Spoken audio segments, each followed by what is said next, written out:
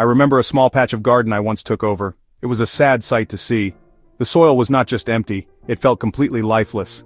It was hard, compacted, a pale grayish-brown color, like dust. Nothing grew there except a few stubborn weeds that seemed to thrive on neglect. When it rained, the water would just sit on top in puddles, refusing to sink in. When it was dry, the ground cracked open like a desert floor. It was clear that this soil had been ignored for a very long time. It had no structure, no richness, and certainly no hope for growing the vibrant vegetables I had in mind. My first thought was to dig it all over. That is what many people believe is the right thing to do. They think you must break up the hard ground to let air and water in. But I have learned over many years that digging often does more harm than good. It destroys the delicate life that already exists, however small. Instead, I wanted to find a way to bring life back quickly and gently. I needed a solution that would work in weeks, not months or years. I had a vision of lush green leaves and colorful vegetables, and I was not prepared to wait for a traditional compost pile to mature. The secret to reviving soil so quickly does not involve a magic potion or an expensive product.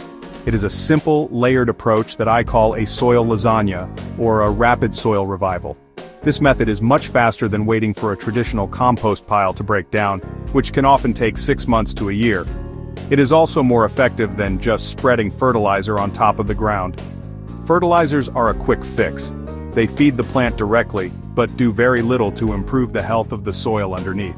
When the fertilizer washes away, you are left with the same poor soil you started with, creating a cycle of dependency. This method, on the other hand, focuses entirely on feeding the soil life. We are creating a feast for the worms, bacteria, fungi that live in the ground. When these tiny organisms are happy and well-fed, they do all the hard work for you. They tunnel through the soil, creating channels for air and water. They break down organic matter, releasing nutrients in a form that plants can easily absorb. They build a rich, dark, and stable soil structure. This process creates a healthy environment from the ground up, the key to strong, resilient plants and a truly lush garden. The beauty of this approach is its speed and simplicity. You are essentially building a compost pile directly on the garden bed where you want to grow. This in-place composting cuts out the middleman. There is no need for a compost bin, no turning of a heavy pile, and no waiting around for months. You assemble the layers and nature's decomposition process begins immediately, working its magic right where the plant roots will need it. Within about 15 days, the lower layers will have started to break down significantly, creating a perfect environment for planting young seedlings. To begin this soil transformation, you will not need any complicated machinery or expensive gadgets. The supplies required are wonderfully simple and often free. The first and most important material is cardboard. Large, plain brown cardboard boxes. No glossy printing or plastic tape. Cardboard blocks light and smothers weeds and grass. No digging needed. Cardboard breaks down, feeds worms and soil life, adds carbon to the bed. Next, green materials. Rich in nitrogen, fresh grass clippings, kitchen scraps, fruit and vegetable peels, coffee grounds, tea leaves, fresh pulled weeds, not seeding.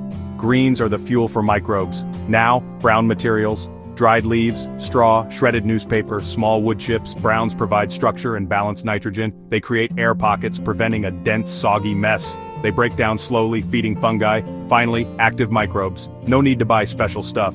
A scoop of finished compost or rich forest soil acts as an inoculant, introduces bacteria and fungi.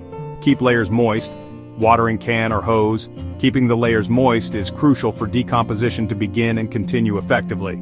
That's all you need: cardboard, greens, browns, a little living compost, and steady moisture. Let's prepare the ground, the no-dig way. The first step in this rapid revival process is preparing the ground, but not in the way you might think. We will not be doing any digging, tilling, heavy lifting.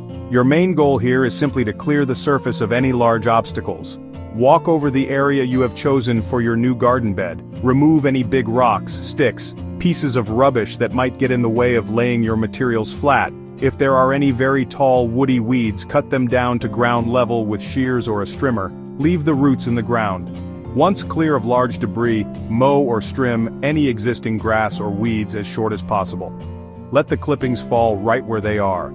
These clippings become the first thin layer of your soil lasagna, giving an immediate nitrogen boost. Don't worry about making the ground perfectly bare. We're working with what is already there. The vegetation will be smothered and will decompose, feeding the worms below.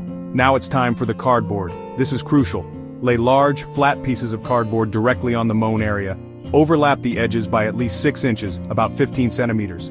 That overlap blocks light from the weeds and grass underneath. Without light, they cannot photosynthesize and will die back naturally. Cardboard is a chemical-free weed barrier and far better than black plastic. After laying the cardboard, give it a very good soaking with a watering can or hose. With your soaked cardboard foundation in place, it is time to start building the layers that will bring your soil to life. This is where you create the lasagna effect. Alternate between nitrogen-rich green materials and carbon-rich brown materials. This balance is key to fast and efficient decomposition without any unpleasant smells. Think of it like building a layered cake for the soil microbes. Each layer provides a different type of food, creating a balanced diet that encourages a diverse and active community of organisms to move in and get to work.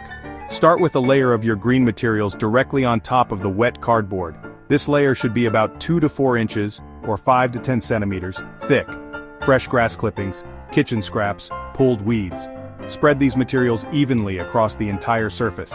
This nitrogen-heavy layer will heat up slightly as decomposition begins, acting as the engine for the whole process.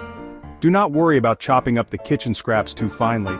The microbes and worms will handle that. Just make sure the layer is spread out and not in one big clump, which could become slimy. Next, add a layer of your brown materials on top of the green layer.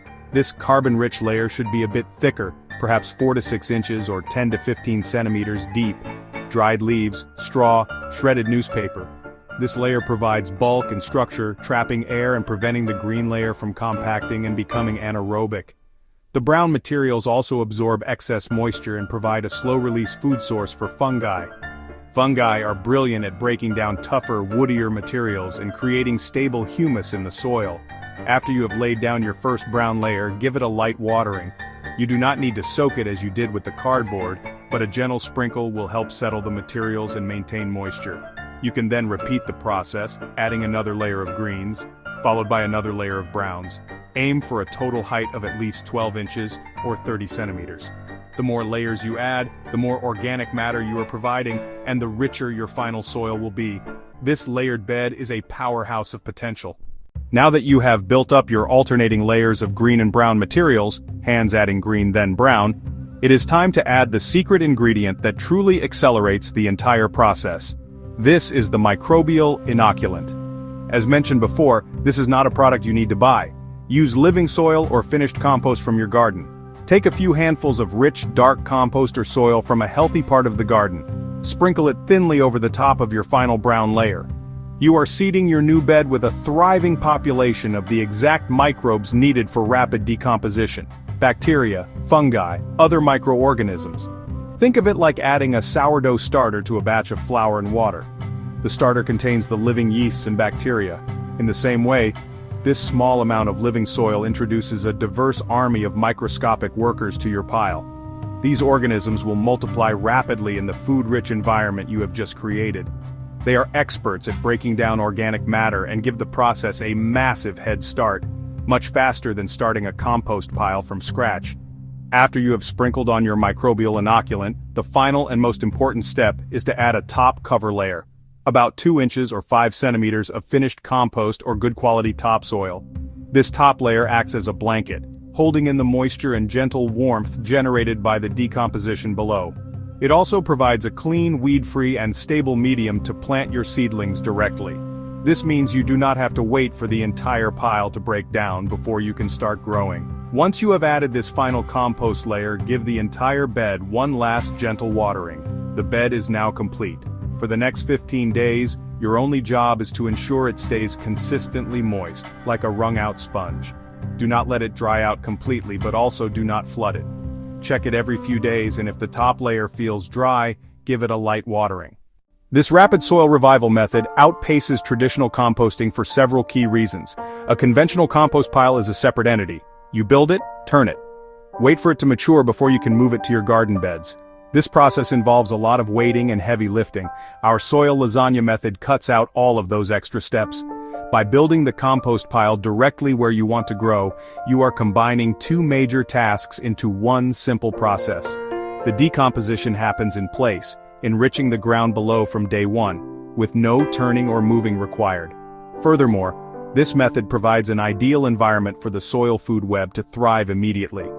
The cardboard layer attracts earthworms from the surrounding soil. As they move up to feed on the decomposing cardboard and other layers, they create vertical channels through the compacted soil below.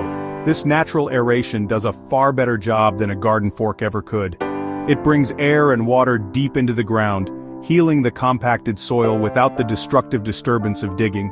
Compared to chemical fertilizers, the difference is night and day. Fertilizers provide a quick burst of specific nutrients: nitrogen, phosphorus, potassium.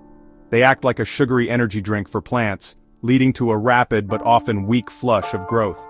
However, they do nothing to build soil health. In fact, the high salt content in many synthetic fertilizers can harm or even kill the beneficial microbes and earthworms that are essential for a sustainable garden. This method, by contrast, feeds the soil, not just the plant. The soil life breaks down the organic matter, releasing a broad spectrum of nutrients slowly and steadily, exactly when the plants need them. This slow-release nutrition builds strong plants, healthy plants, disease-resistant plants. The rich organic matter also acts like a sponge, dramatically improving the soil's ability to hold water. Gardens built on living soil are more resilient, more productive, and require far less intervention. The science behind this quick transformation is beautifully simple, and it is about creating perfect conditions for decomposition. Decomposition is nature recycling organic materials. It is carried out by a vast community: microscopic bacteria, fungi, earthworms, beetles. It requires 4 key ingredients: carbon, nitrogen, oxygen, water. Our layered method supplies all 4 in balance. Brown materials, dried leaves, cardboard, supply carbon. Carbon fuels microbes, especially fungi. Green materials, grass clippings, kitchen scraps, supply nitrogen. Nitrogen builds proteins and enzymes and powers bacterial growth. Ideal C/N ratio about 25:30 to 1. Our layering naturally approximates that. Water is the medium. Microbes need moisture to move and digest. Keep the bed consistently damp. Oxygen comes from the structure we create. Layering bulky browns with dense greens creates air pockets. That enables aerobic, fast, odor-free decomposition. Anaerobic decomposition is slow and smelly. Final piece: inoculate with microbes from finished compost or healthy soil. Those microbes produce enzymes that break complex matter down. Earthworms eat the material and excrete nutrient-rich castings. The result: a symphony of life turning waste into black gold. Dark, crumbly humus. After about 15 days of letting nature work its magic, you will notice a remarkable change. The pile will have shrunk in height, perhaps by as much as half, as the materials have settled and begun to decompose. If you gently push aside the top layer of compost, you will see that the layers underneath are no longer distinct. They will have started to merge into a dark, damp, and earthy-smelling material. You might see a web of white fungal mycelium, which is a fantastic sign of healthy decomposition. You will almost certainly find earthworms busily at work. The bed is now alive. At this stage, the bed is ready for planting. The top 2-inch layer of compost provides a perfect seed bed for young plants. You can transplant small seedlings of lettuce, kale, broccoli, or flowers directly into this top layer. Use a trowel to make a small hole, place your seedling in, and firm the compost around it. The roots of the young plant will establish themselves in this finished compost layer, while the materials below continue to break down, providing a steady stream of warmth and nutrients from underneath. This creates an incredibly nurturing environment for seedlings to thrive. To keep this soil healthy for the long term, the key is to continue feeding it. Remember, a healthy garden is a living system that needs to eat. The simplest way to do this is to apply a fresh layer of compost, about 1 inch thick, to the surface of the bed once or twice a year. This annual mulch continues to feed the soil life, suppress weeds, and retain moisture. There is no need to dig it in, just lay it on top. The worms and other organisms will draw it down into the soil for you. As you harvest your plants, leave the roots in the soil. Simply cut the plant off at the soil level. The old roots will decompose in place, providing more food for the soil life and leaving behind channels that improve soil structure.